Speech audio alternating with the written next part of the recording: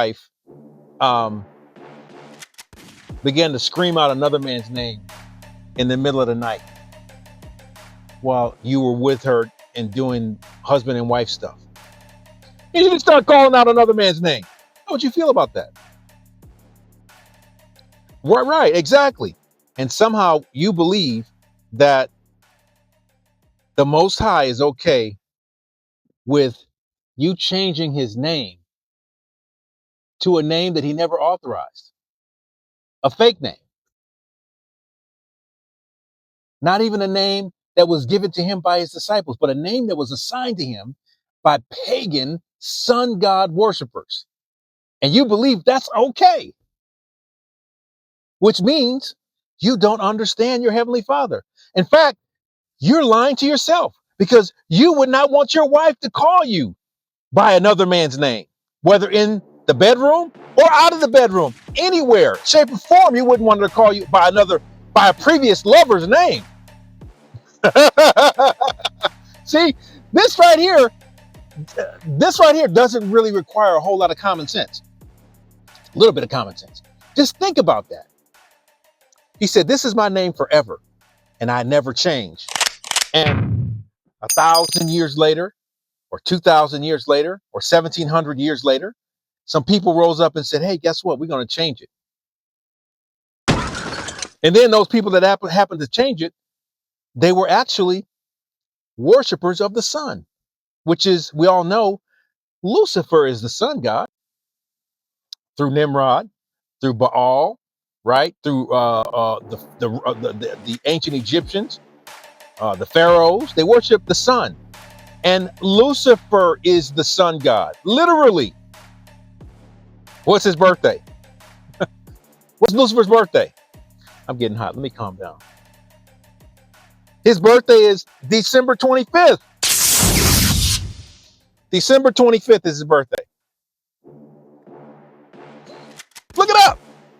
Go look it up. Folks, the point I'm making is this. We've got to become more aggressive with what we're doing. Why? Because there's only a little bit of time left. I'm not prophesying that it's going to be tomorrow or next week, but you can see the writing on the wall. The church is beginning to crumble from the inside. How do you know this?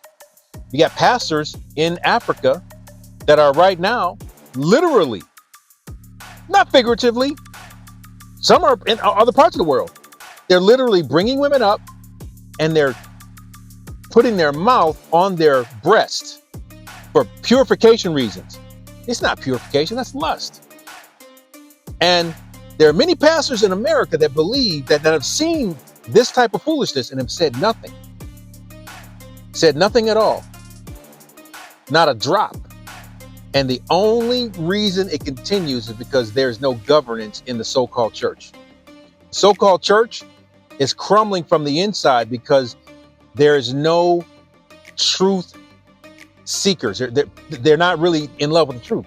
They're in love with money, fame, fortune, prestige, honor, praise of men, all those things. But when it comes down to the actual word, they're not in love with the word. They don't love truth. If they love truth, when somebody stands up and does something crazy or foolish or makes the brand or the name of the Most High look bad, everybody should stand up and say, hell to the no, this is not how it is. I'm not with that. And you condemn it. You condemn it. You don't condemn it in this so-called Christianity is because you don't love truth. You don't. I'll prove it to you. His name was the Lionheart Church. You got these Lionheart emblems, and you got this logo. You got this internet personage. You got all of this stuff, right? You got this big name brand church. Big. 5,000 seats. You're doing it. So you think. And all of a sudden, hundreds of people in your city start wearing your shirts with your church's name on it. And they start going out at night with your church's name and logo on their shirts. And they were drinking blood, having orgies in the street, shooting and stabbing people, doing drugs. But they were wearing your shirts. Hundreds of them. What would you do? You would stand up and say, wait a minute.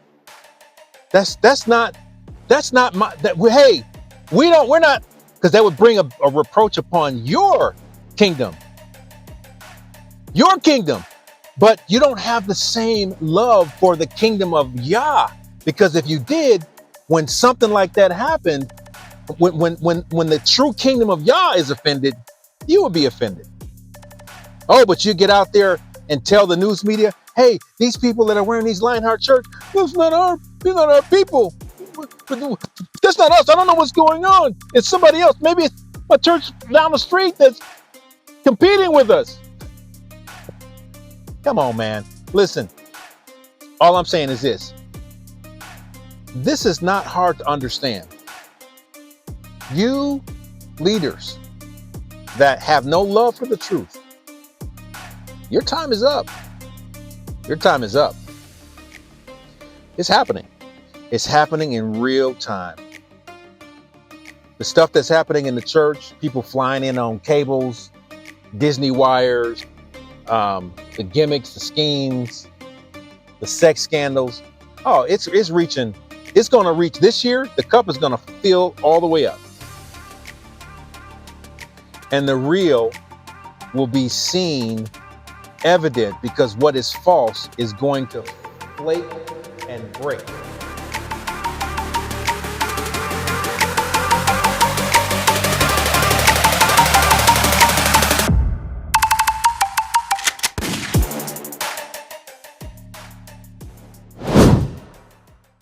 You've reached the end of Side A.